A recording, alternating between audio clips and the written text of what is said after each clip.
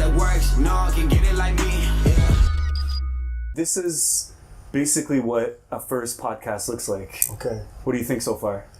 Love it. Really? Lavish. Lavish Lucky Gang. Lucky Gang podcast. Are you locked and loaded? I'm locked and loaded, baby. Thank you, man. Thanks Appreciate for coming you. on. Thank you. So basically, I know that from the get, you know, when I think about Ottawa, I think about culture. Right. And not only just the nightlife, but more so the mainstream in terms of networking and whatnot. Mm-hmm. Knox comes to mind. Now, I know you have a few names. Enock, Book of Enoch, Yeah. Knox. Yeah. But I didn't want to get this one wrong, so I'm going to read it out, all right? Okay. Apologies for not getting the whole You're thing. fine. All right. Marquise, Enoch, Andreas, Chikongo. You got it. I'm going to go ahead and read it again, Okay. all right? Because this is really important to me, and I'm pretty sure it's really important to you. Of course. I always appreciate 4 names in an entire name. All right, I'm Ali Abraham Shaitani, but you got me beat by 1. So Marquise, Enoch, Andreas, Chikongo. Correct. I need a history lesson. Go ahead. Let me give you the full name first. Okay. Marquise Enoch Amenge Andres Chikongo. Nice. I just didn't include that middle name. Marquise is, am I being honest with you? Sure. Marquise is just the name I used out of town. Okay. Whenever I'd go out of town, Marquise. What's your name? Marquise. Just, I liked a bit of, What about it drew you to it? I have no idea. My friend's name was Marcus. I said Marquise. You just remixed your friend's name? I just remixed it. How did he feel about that? He didn't like it because girls said, "Oh, Marquise." Because now you got a little... A little bit of an edge over Marcus. Enoch, my mother gave me that name, biblical. Amenge is my African name. Andreas is my uncle's name. I was named after him. And Chikongo is my family name. Nice. And where do you originate from? Namibia, Southwest Africa. Namibia. Nice. Is that a big country? It is. Really? A lot of people don't know about it. Okay. A lot of people think it's a small country, but it's big. So what is it border? Well, the coast and South Africa. We used to be a part of South Africa, and then we got liberated. Really? Yeah. Okay. We got history, man. Nice. And were you born there? I was actually born in Zambia, which is to the north a bit, but both my parents are from Namibia, and then we came here. Wow. Yeah. How old were you when you came here? 2. 2 years old? Yeah, man. Okay. Have you ever been back? I went back for the first time this past summer, actually. Nice. This past summer, and it was How was that? everything. Culture shock? Yeah, it was. And that whole thing, you know, there's an African proverb, it takes a village. It really hit home. It was crazy. I have family in the city as well as the village. So I got a taste of, you know, both sides. It was beautiful. Nice. And what from there did you feel like you really caught on to? Because like I know that when I went to Lebanon for my first time, I was around 11, and those were my formative years. So I really soaked up a lot of culture really quickly. What do you, even though sort of you may have gone a little bit later, but what was the one thing that you felt like, yes, this is me. This is something that I can really relate to from a lifestyle or cultural perspective? One thing for sure, when we were coming up, my mother used to say, when you're out there, like outside the house, yes, you're in Ottawa, you're in Canada, but when you're in here, you're back home, it's Namibia. And my brothers and I, when we were coming up, a lot of people say, oh, you have great manners, you guys are hard workers. And we have a younger sister who is 19 now, but we used to kind of make fun of her, saying, yo, you're spoiled, you don't know hard work. When I went back home and I see like 6-year-olds in the garden, 6-year-olds in the field, 6-year-olds in the farm, coming straight from school, and they got to walk 5-10 miles. It was, I saw what my mother did, what she instilled in us, come straight from back home. So it was a nice reminder. As you get older, you know, we're seasoned, you forget a few things, you talk to your parents a certain way. It was very humbling. The way children spoke to their parents, their friends, neighbors, people just walking down the street. And do you think that you were brought up with those same values and cultural trends, or do you feel as though when you got there you found it a little bit odd, but you can understand why it made sense there? No, you know what? It was like I said, a reminder. The way I see the kids acting, the one difference, the one biggest culture shock was the fact that not every kid had a cell phone. Not every kid had a laptop. And so while we're sitting down, just chilling, relaxing, and yo, what's on Snapchat? The other kids, they want to go play soccer. They're cleaning up after themselves. It was just completely different. Dinner time, everyone's sitting around in the village, and we were all sitting around the fireside, and it was just no technology. It made a difference. That was the biggest culture shock. It's like that, and I don't want to equate it to the same thing, but maybe a small remnants of that would be like if you were to forget your phone for a day. Literally. That one feeling that you get of kind of freedom. Yeah. Yeah, and what's funny is while we're in the city where they have all the technology and everything, we still have our phones. We got Wi-Fi, so we're on our phones, whatever, checking anything. And one of my uncles like, yo, you kids and your phones, man. So between my siblings and I, we said, okay, we won't touch our phones till after dinner. But you notice yourself kind of... So after dinner, and you know, you want to check your phone, your Snapchat, Instagram, whatever, email. But it was nice. It was a nice getaway. Nice. And plans to go back? Absolutely. Yeah. At this point, I have to go. Realistically speaking, with work and everything, I say at least once every 2 years, like, is a must. Yeah. Now, speaking of work, I know that. So you and I, we go back a little bit, but you go even further back with JoJo. That's Lucky Gal, Joelle. You guys know her from the vlogs. But Enock actually met her before me, and when he met me, it was actually a really amazing experience because we're right now in People, which is hands down the hottest club, not one of, the hottest club in Ottawa. Appreciate you. And I walked in, and he introduced himself right away, and I was a little bit tipsy or whatnot, and he's got his introduction down. He's like, my name is Enock, and I'm like, what? He's like, just knock. My name is Knock, and he starts knocking on the counter. But then I noticed that you had a bit of chemistry with JoJo. I did. And I was like, babe, did you meet him before? So why don't you go ahead and tell me about that? Okay, well, because I've never heard it before. Oh, you never heard it? No, oh, man. Boy. Okay, so my position in the club. Well, now I'm one of the managers, but initially I was one of the hosts, kind of the face you meet outside the club. I come in, I shake hands, kiss babies, I check on people and whatnot. This night in particular, she was standing in the corner with one of her friends, and it was kind of close to the backside where the staff go in and out. So what I appreciate most about people in the club is anyone who can come and kind of be away from the mix and just enjoy themselves, especially women. And I say especially women because sometimes, a lot of the time, men come and they look to speak to women. So even if they come alone or one or two guys, they're usually looking to speak with someone. Women, on the other hand, they might just come out with their girlfriend, a friend, and just kind of relax, kick it. So I saw her and her friend just chilling by the side, just dancing, two-stepping. And I walked by, they smiled, I smiled back, and there was nothing more than that. Then as I come back out, I approached them, and I said, you know what I appreciate about you guys? You guys just chilling. Y'all just chilling. I love it. They said, thank you. And I walked off. Now, I am a sweet talker in the club. Allegedly.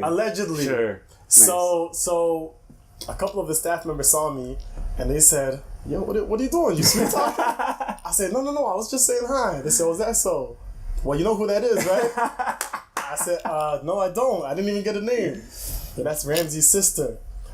I'll let you explain who Ramsey is. So anyway, Ramsey eventually comes. He says, yo, what's up? You talking to my sister? I said, no, bro. I was just saying hi. I said word for word what I said. And that was it. I didn't get a name. I didn't exchange my name. I walked off. And I don't know if it was the next week or sometime after is when you showed up.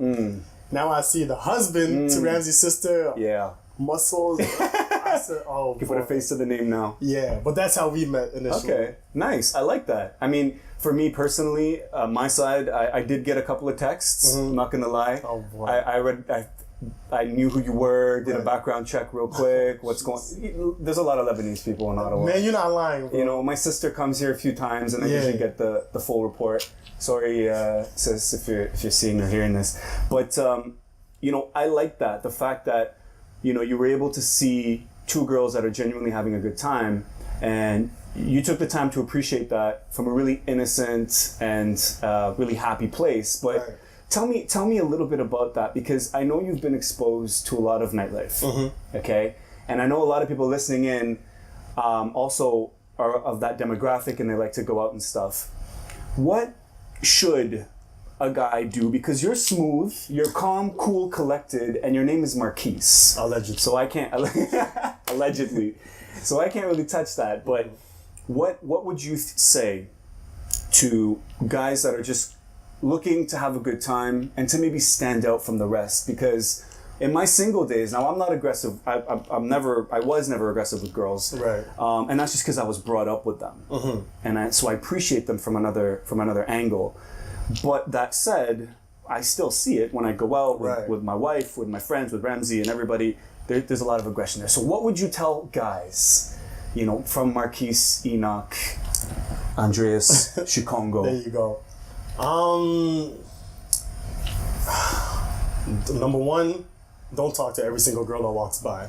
But that's an odds game, though, right? So if I'm playing the statistical game, you have a shotgun versus a sniper rifle. In that case, okay, yeah, yes. You wanna shoot your shot regardless. Make sure it's something you could take home and hang up on a wall. I mean, and of course, depends what your angle is, what your end game is. If you're coming to just kind of meet someone and just have a little bit of fun, hey, if you want to shoot your shot, every single girl, by all means. I still don't think you'll have a high success rate. If I were you, I would try to notice that girl who kind of stands out a little bit in whatever way. And approach her genuinely.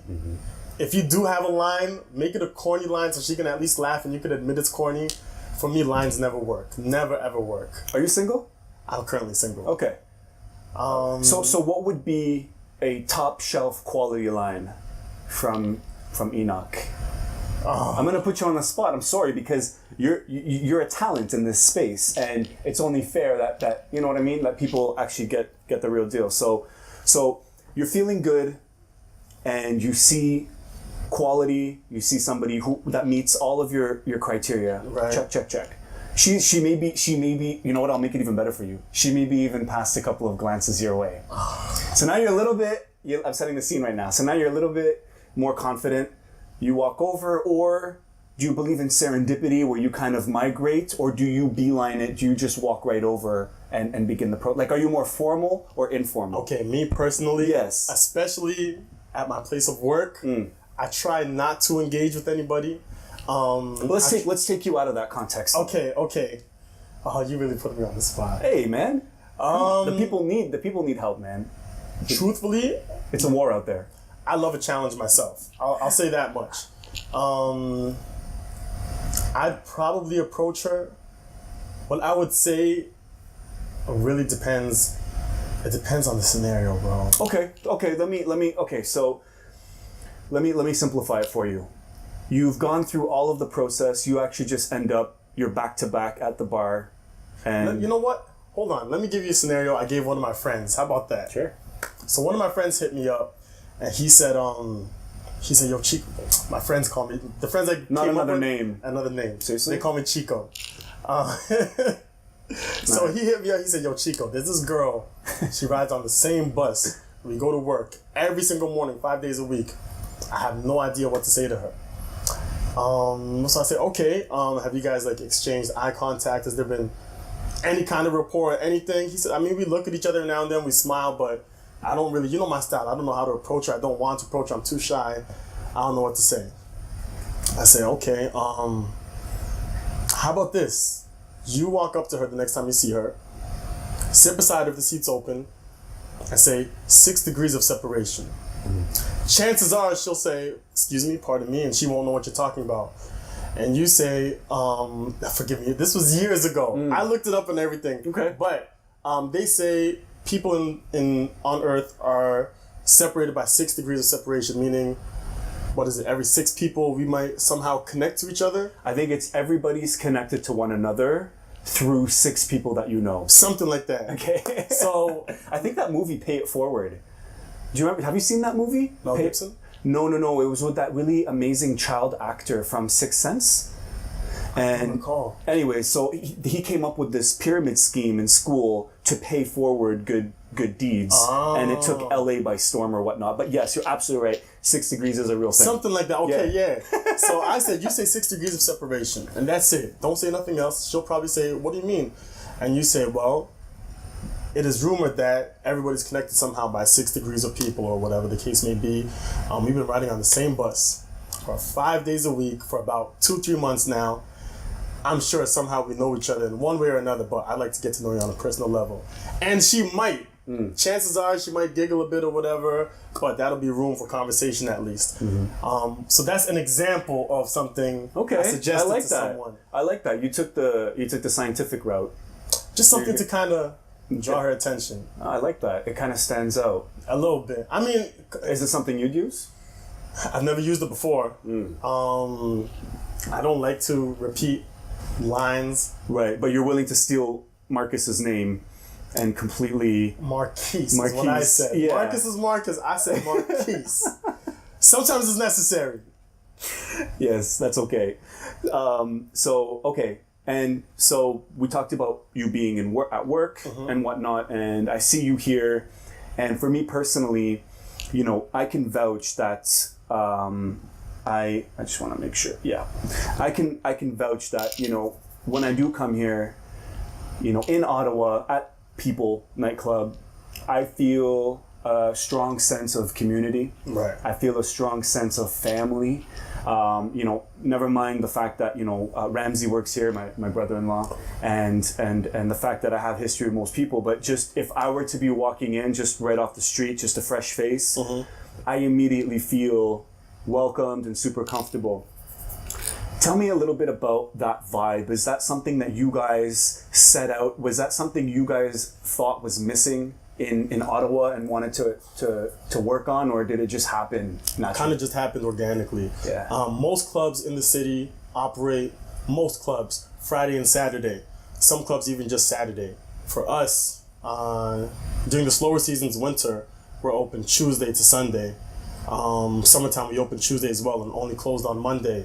That being said, we get a lot of the same faces. They come back almost every day of the week, if not every weekend, maybe every month. So a lot of the same faces do become very routine. And we develop rapport with every single person. With the host especially, so the host would be myself, H. Ways, Shanrock, Sekou, Ben. One thing we do like to do is really engage with customers. Again, I'm allegedly a flirt. Sure. Defend, yeah, full defense. I like that. I like to use the word charmer, to be honest, because I just like to give conversation, and the same conversation I would give to a woman, I would give to a man. If I compliment a woman and the dress she's wearing, I'll compliment a man and the shirt he's wearing. And we try to be genuine about it. I don't like to fake it, front, just to gas someone up. And so again, with that conversation, when we're having that more than once a week, this community aspect just kind of naturally develops. And I noticed, you know, there may have been a stigma around people, maybe in its early days, about being for only a particular culture, a particular genre of music.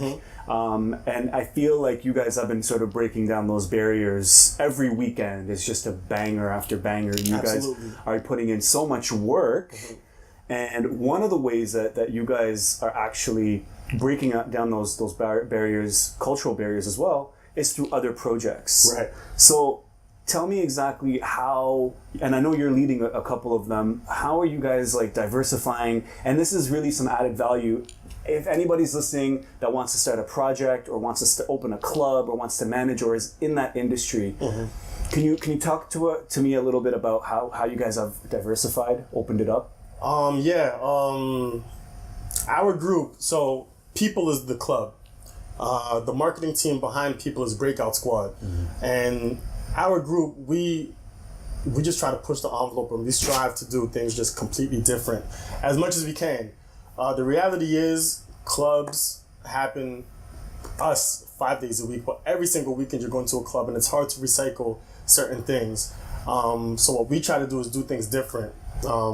As you mentioned, we have outside projects. So in the club, we do a lot of hip hop, reggae, dance hall. Those are like, for opening R&B, so to speak. Those are the main types of music you'll hear in people. Our outside venues, we have a strictly soca dance hall party. We have a strictly R&B party. We have a strictly Afro beats party. So we try to really diversify and look for our niche markets, so to speak. The R&B group or the R&B party, as an example, Can We Kick It? It really caters to women, and it caters to an older demographic. Can We Kick It? You're looking at anywhere from the ages of 23 to 35, whereas in people, generally speaking, 19 to 25 is what you're looking at. So we just try to keep it fresh, try to keep it funky, and we just do anything we can to separate ourselves from the typical club or party. And like, how's that been working out for Ottawa in terms of it being a small city? And Ottawa's been growing gradually, but I mean, do you find that that's been a challenge to sort of get that demographic out and engaged? Because I know for a fact this wouldn't be a problem in Toronto, Not at all. Maybe even arguably Montreal. But how have you been able to do it in such a smaller, more competitive city such as Ottawa, and also being so close to the other two I just mentioned? In the beginning, well, it is still very difficult. In the beginning, it was really an uphill battle. Before I even joined the team, they would tell me stories of only being, 50 people in a party in a room that can hold 400 people. Consistency. Consistency is the key to everything. And as you mentioned before, because we have a community-like relationship with our clients and customers, truthfully, a lot of them push the events with us. So if we say there's an R&B party here, we know they're pushing it, and they're pushing it to their friends who don't typically come out. If there's a soca dance hall party here, they're pushing it to their friends and those friends who don't come out. So if it wasn't for the help of the customers as well, it would be almost impossible. But now it's to the point where we have literally people coming from out of town. We have people coming from upstate New York saying they heard of people and they want to come check it out. So, consistency is the key to everything, and the buzz is growing. And do you find that there's like some cross-pollination that happens, or do you think that the events are very specific to their own people, or do you feel like they're kind of everybody's kind of... They do. Generally speaking, if we do a party, because each member of Breakout Squad has their own designated parties. Mine, for example, is Can We Kick It, the R&B party with Fusion and Fresh. We kind of know who we're going to contact to go to those parties. And of course, there are some people who just follow Breakout Squad in general, and they just hop between each party. So there is a bit of people going to each side.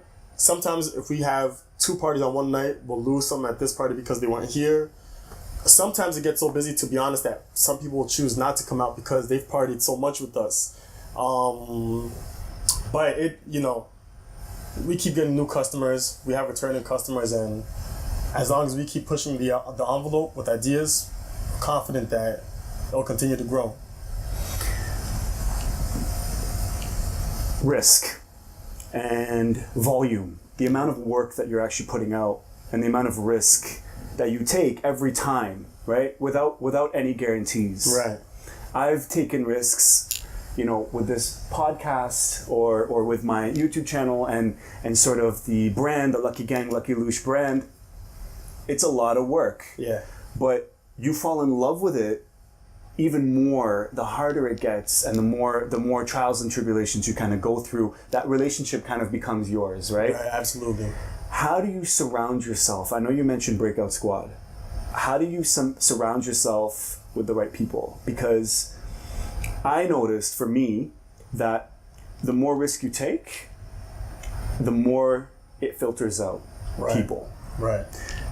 Those who may seem to want the best for you at the start because they say, oh, that's cute, you have a little project coming up, will actually not sort of be around later on. Oh, yeah. How do you maintain the relationships, and how do you understand, who's good for you and who maybe you should back away from? Trial and error. That's it. You only learn through actually doing it. And the person Enoch, I'm the play it safe guy. Taking risks is not necessarily something I want to do unless I've, evaluated everything and I've weighed the pros and cons. Joining Breakout Squad they've really taught me, like, look, you got to take risks. You have to step outside your comfort zone. And within that, sorry, go ahead. But how do you deal with the people that aren't willing to take them with you, those who you thought would be with you and weren't anymore? Truthfully, yeah. You don't deal with them. You let them. There are going to be some people who, even if they might have the potential to do the work, they simply don't want to. As an example, the club itself, you see the parties, you see the drinks, you see the music, you see the pictures, everyone having a great time. It looks lavish. The behind the scenes work of coming up with concepts, coming up with new DJs, bringing guests here, selling tickets, creating flyers, all that behind the scenes work, it's draining. It gets annoying, it's tedious, but you have to do it. And some people don't want to do that stuff. And you just say, cool, I'm gonna keep doing what I do. And if there's someone you really have like faith in, you can tell them, look, you could really do this. And by doing this small piece of work, it could give you this great amount of satisfaction. And again, some people just want the limelight. Some people just want the accolades. And okay. If you're in it for strictly that, it won't work. So now you're talking intention. So how do you differ your intentions? Because you want to grow, you want to be great. Others want to do it, but when shit hits the fan and it gets real, you notice that they start to drop off. So right now you have breakout squad, right, and you guys have a really good chemistry and very tight knit. But how do you manage sort of the challenges and some of the things that go on? Man, even for us, sometimes, like I said, there's a lot of tedious work, and sometimes we get tired, we get lazy, and we just have to remind each other, look, this is what we signed up for. And the reason this party has 200 people as opposed to 400 people is because you didn't reach out to your customers. You didn't say, yo, are you guys coming back here? I got this event just for you. And again, it goes back to potential and trust. If you trust someone, listen, I think you could do this, but you have to put in the work. And if they're willing, they'll do it. If they trust you as well. If not, again, you got to leave them by the wayside because they'll slow you down. And you kind of hope just to lead by example. You hope that someone sees what you're doing. A lot of people will try to emulate what you're doing. But again, they just see what's happening on the forefront and don't see what's happening in the background. And you guys are pretty transparent with one another in terms of having sort of the tough conversations. Oh, yeah. Yeah? Some of us more than others. Now, I practice diplomacy at all times. So I'll say, listen, my guy, we just need to, the work you did last time, I think you could do better. Whereas some other members might say, yo, you suck. You slacking. Why are you here? Right. What's your purpose? And the latter that I just mentioned, that pushes me. That really drives me because you want to stand up, your automatic response is to defend yourself. That's the automatic response. Yes. But when you sit back and you think and you say, damn, why am I here? Why am I doing this? Am I doing a party just because I want to see people drunk? Nah, I want to see people have a good time. I enjoy pushing the culture of Ottawa forward. I enjoy taking one idea, collaborating with someone and developing something great and amazing. And then again, it's all about perspective. You get reminded and hopefully you can hang. If not, that's okay. Like, no hate, no shade if you can't hang, but if you can, you got to put your foot down and do the work.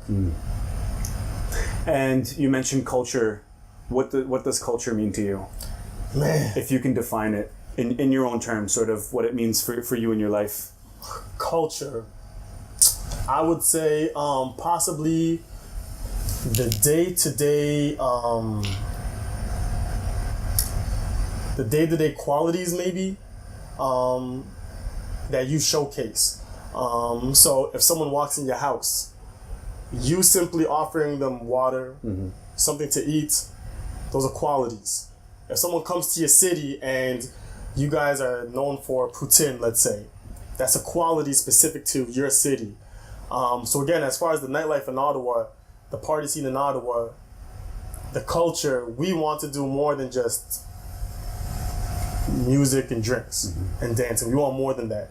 We want an experience. We want memories. We want someone to say, I've never seen that before. And isn't that kind of what you got from Express Yourself? Absolutely. Isn't that the angle? Because when I saw, so Express Yourself is based, well, I'll let you explain it. So I joined Breakout Squad about 2 years ago, I want to say. And when T-Dot, one of the founding members, when he initially suggested I join the group, I was kind of hesitant. Really didn't want to, because I love my people. I love all my friends. Yes. I don't love clubs. Ironically, I don't love clubs. I'm the guy who would sit at a bar and listen to live music, go to a concert, a showcase, or anything like that. So when he suggested I join, I initially didn't want to.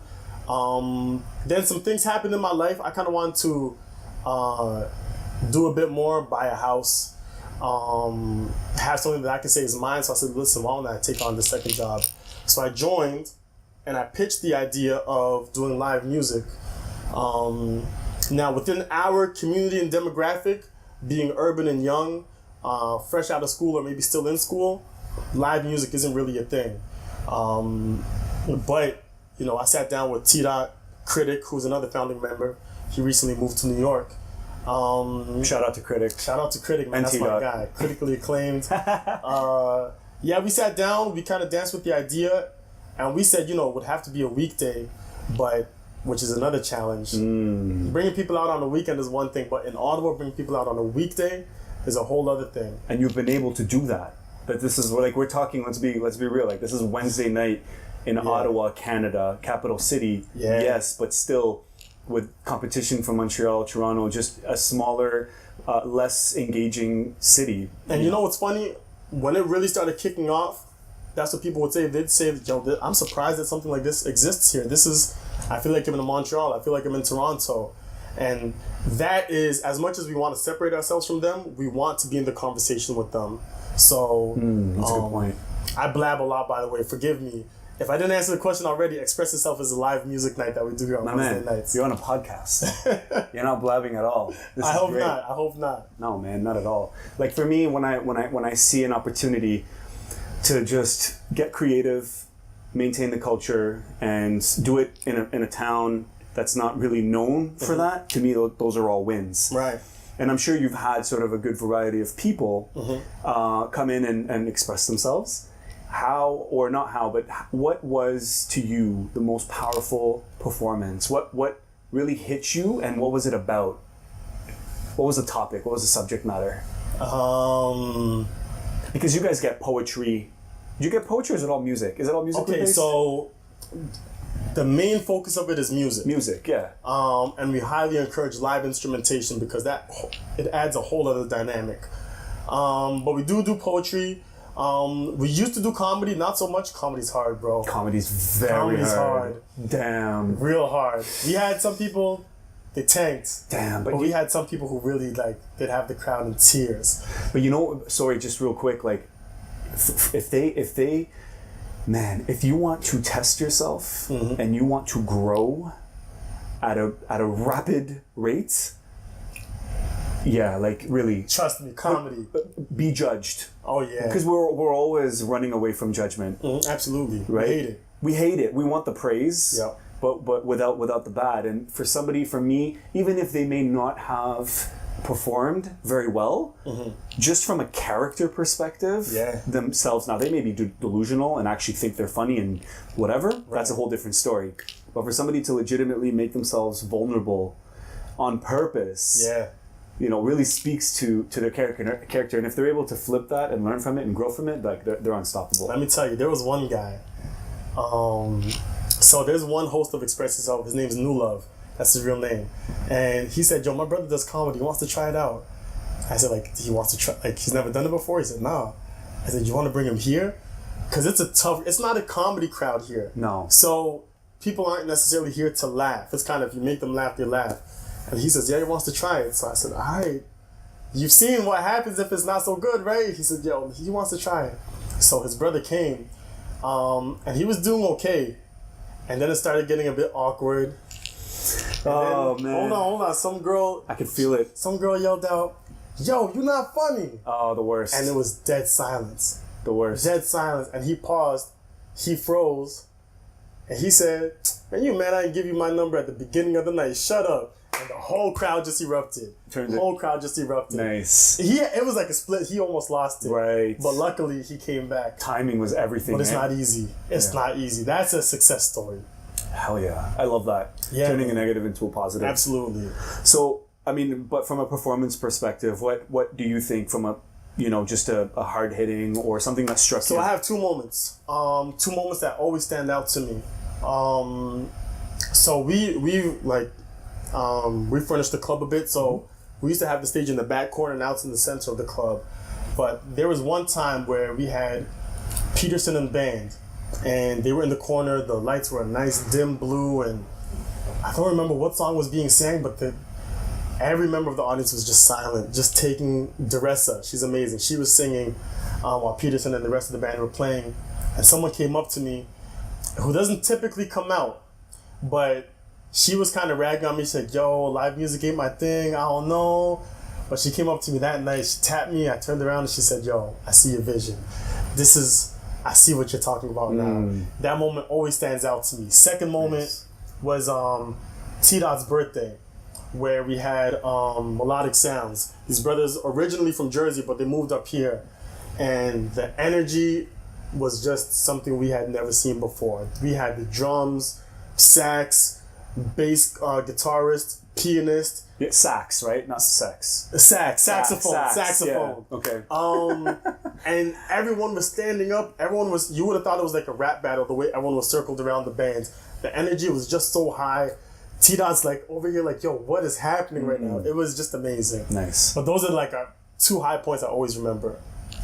Nice. And they probably just happened organically just because of the atmosphere, the vibe. Absolutely. And again, when we go back to talking about pushing the envelope, even with that, since we had that moment, the band has been back, and every time they come, they try to keep it fresh, and because they know people's attention spans are pretty short. No one wants to see the same thing, so they come back, they invite people on stage, they do open jam sessions, they'll just freestyle, they'll take them to church with it and sing a hymn. It's unreal. Nice. It's unreal. I know. So for me, myself, I can't really complain. Every time I come to people I'm taken care of, I kind of just walk in by just, I have that good rapport and that history with everybody, and I'm able to kind of, but the lineups are long. Okay, every Friday and Saturday you can guarantee a nice long lineup all the way around the corner. Right. What are some of the oddest, funniest, most dramatic things you've seen at the door? So people are showing up, they've made it, they've waited, and they show up at the door. Give me like your top 3 most insane club door experiences. Man, I don't know.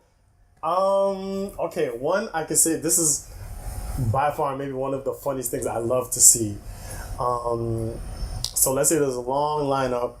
Myself, Waze, Ben, Halima, Ikram, we might be outside. Those are some of the hosts that welcome everyone in. Let's say it's you, let's say it's someone else we know, if there's a regular, if there's a big spender, whoever. Depending on the person, we'll say, yo, you guys come through this line here. And if the line is extra long, we definitely want more women than men because less testosterone is always better. Girls dance a lot more than men. If there is any tension, women simply ease that, like no challenge. So sometimes we'll just say, yo, a group of 3 girls, okay, you guys come, etc., etc. But do you find, and hold that thought, do you find that men spend more though? Or is that debatable? Debatable. Okay. Debatable, because again, we're dealing with people between, generally, the ages of 19 to 24. Some are still in school, still in college. So unless it's bottle service, the spending, it varies. But we'll be in line, and sometimes there's girls who, not just girls, guys too, but girls do this thing, this one thing in particular where we're kind of Oh, They'll usher over and there you go. they'll just stare There at you you. go. Yeah. I say, hey, how you doing? But you're a host though. I'm a host. That's your role. I'm just greeting them. So they think they're in, right? So I'm fine. In my head, I'm thinking, what is happening? So I'll have fun with it, and I'll say, you smiling real hard. I just say, well, yeah, I want to get in. Nice. And is that all it takes? Is that all it takes? Can you ask how my day is? Can you say you'll buy me a drink inside, even though I don't drink? Give me something. Yeah. That's one thing. Another classic line from especially men. You know how it goes sometimes. The real machismo guys. Yo, do you know who I am? Oh, the best. Do y'all know who I am? That's my favorite. I'll buy this whole club. The Tony Montanas. Oh boy. But they always forget how the movie ended though. They always forget. They don't remember. They don't remember what happens at the end. Sure enough, those same guys will come to the front after they say they could buy the whole club, and they say, yo, I gotta pay cover. Oh, it's 15? Oh, now it's, yeah. Can I go to the ATM? And a completely different conversation. Oh, man, that's awkward. Third moments, man. Third moments, I don't know. Maybe... What was the funniest thing that happened in line? Sort of something that, because your security staff is they're pretty serious. Yeah. I always like, when I go, I always enjoy my full body massage that I get. Gosh. You have a really strong girl that works here. Yeah. Usually she gets my lower back really, really well. So I never mind that, but what were did anything ever happen that kind of had everybody because I'll tell you one story that happened to me at the airport. Okay.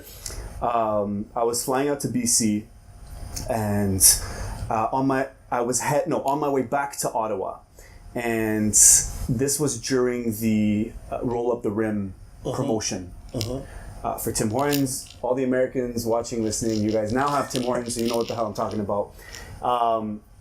And I got pulled into secondary.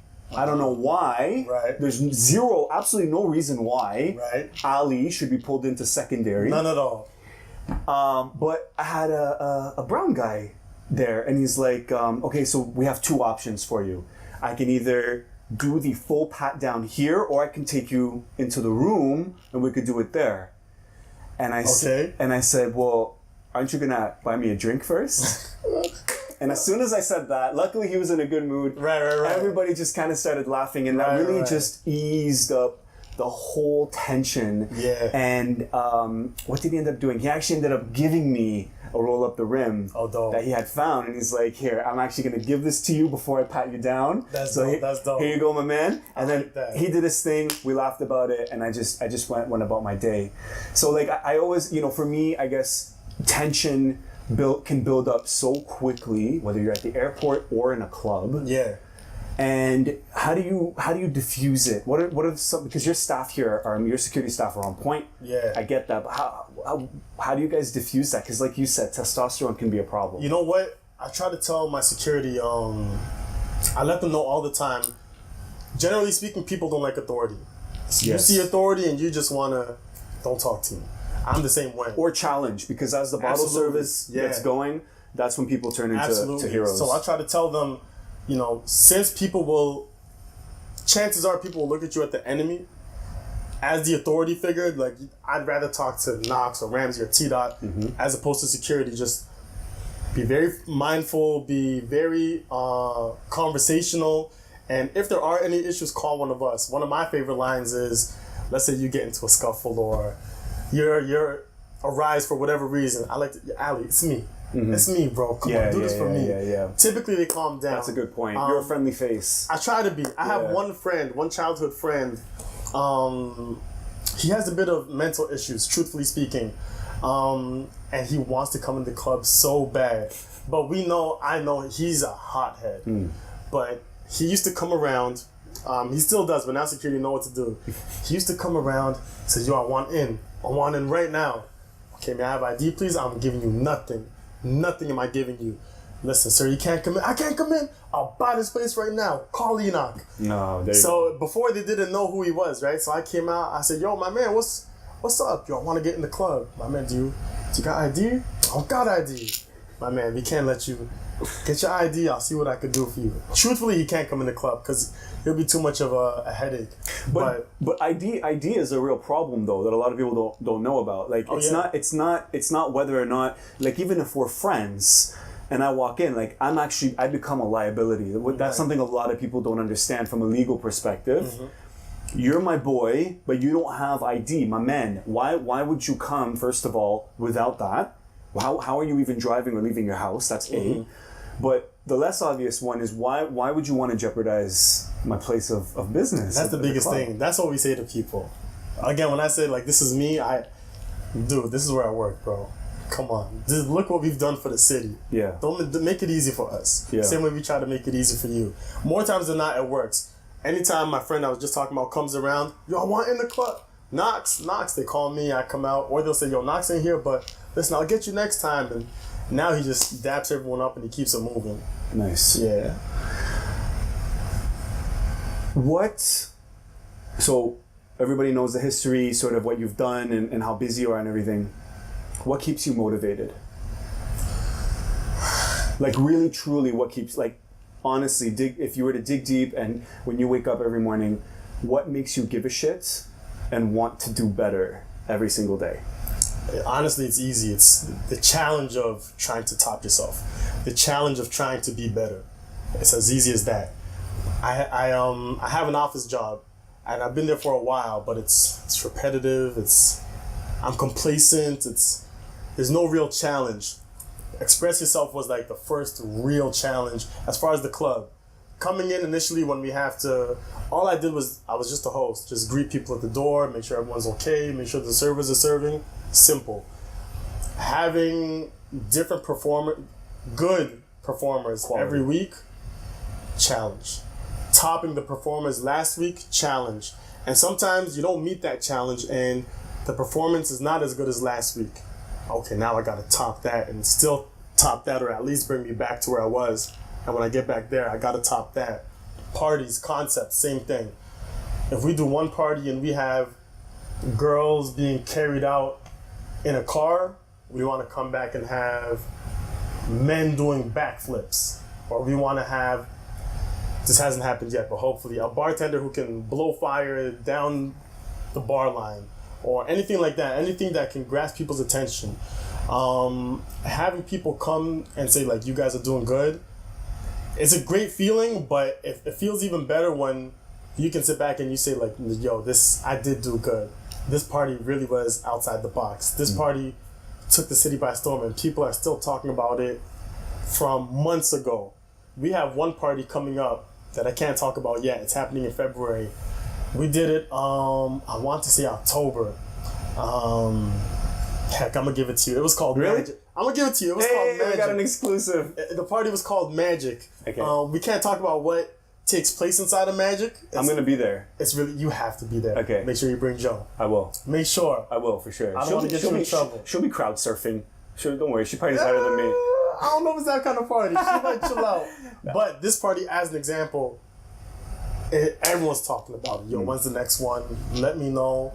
And not for nothing, but the prices of that party are, compared top to our other parties, right, top tier. It's expensive. Yeah. And knowing people are willing to pay that and more because of the type of experience we gave, that's everything. How do you balance knowing what works and trying new things? Because I always like to do things that I know my audience enjoys. Right. But at the same time, I want to push the boundary. And like for you, your equation, it starts off with challenge. So that's what motivates you. That's what drives you. But aren't you setting yourself up to be constantly disappointed? Because as soon as you hit that mark, you're always looking up again, and you're not really horizontally enjoying what's happening. I see what you're saying. It's funny because maybe a couple of weeks ago, I was sitting down with a few people, Tita included, and we have this new venture that we're trying to take in the new year, and we're just having organic conversation, talking about different ideas. And something that came up in conversation was, somebody said, create what you wish existed.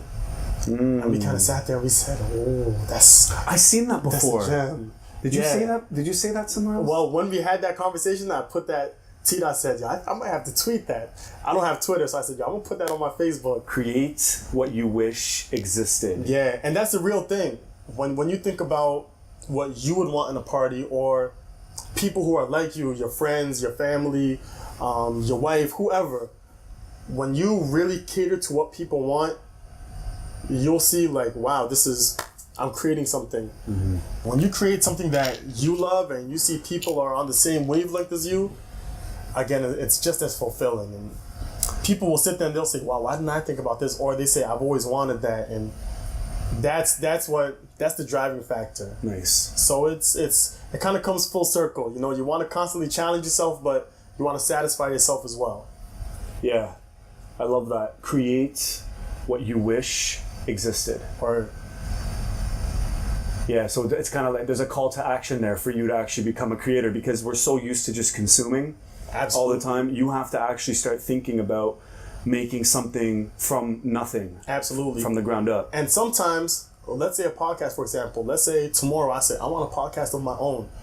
What would I want in my podcast that might differ from yours? Yeah. Because you want that separation. You want your own uniqueness, something that can keep everybody else thriving, but, you know, drives people towards your product as well. Yeah. You have sort of a huge network here in Ottawa. Mm-hmm. And you are becoming, or already are, I mean, it's relative, an influencer. Mm-hmm. You also host here in Ottawa a lot of people in the hip hop scene. All right, you know where I'm going with this? No. No? Okay. So I know that, you know, as more and more artists start to touch down in Ottawa, I love the fact that people is often the first impression that they get. Yeah. Whether it's you sending somebody at the airport or hosting them at the hotel, putting them up somewhere.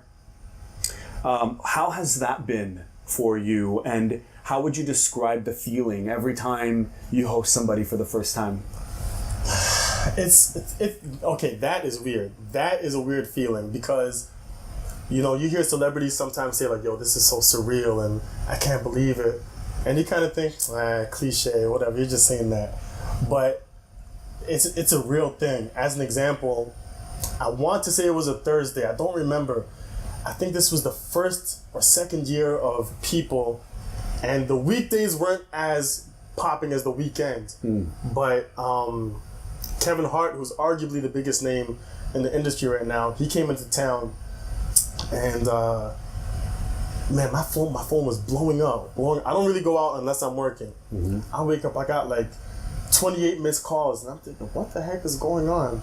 So I call one of my other guys, T-Dot actually, and he's like, bro, Kevin Hart is in the club right now. My God. Bring your butt to the club. I say, well, hold on, it's about like 1:30 now. I'm like, bro, he's probably leaving soon. He's like, yeah, he probably is, but do you want to see him or not? Yeah. I didn't end up going because I figured he was leaving, but at our next staff meeting, T-Dot sat there and he's like, yo, Kevin Hart was here.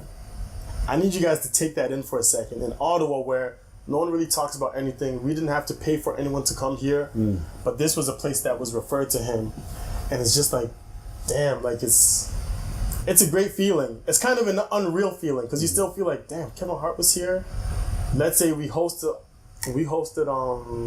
Bryson Tiller. Yes. He came, and the same night, Joey Badass came. Yes, I remember that. And again, it's like that.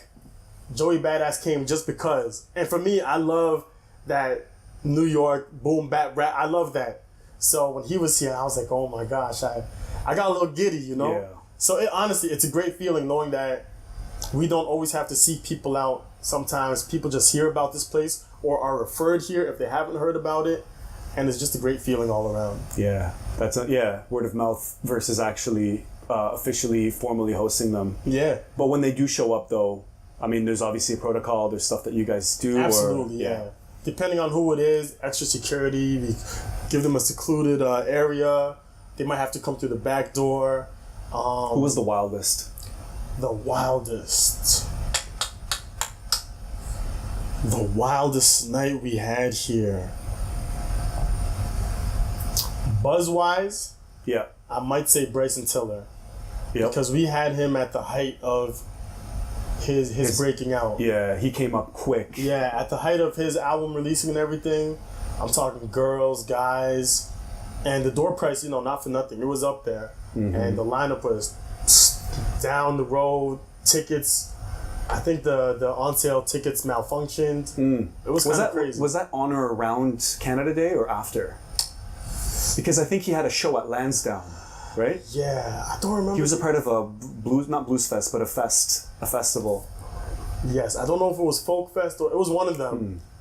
Could have been Folk Fest, actually. It was one of them. But yeah, that night was pretty crazy. Okay. French Montana coming. How was that? It was cool. Yeah? It was cool.